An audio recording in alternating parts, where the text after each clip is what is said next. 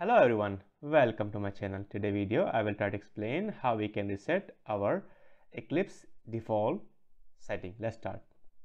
You can see that this is my Eclipse ID, but unfortunately my Eclipse windows are disappear because of some problems. So sometimes we face problem that how we can open our windows, all the windows again.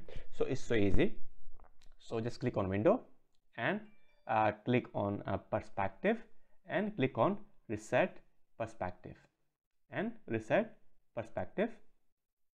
You can see that my Eclipse default setting is open. Now you can see that my project is also here. You can see that the problem window is also here, Java docs window is also here, declaration window is also here, and the outline windows is also here. So if you want to reset your Eclipse, so please follow this easiest step. So thanks for watching my video. If you like my content, give a thumbs up. Thank you.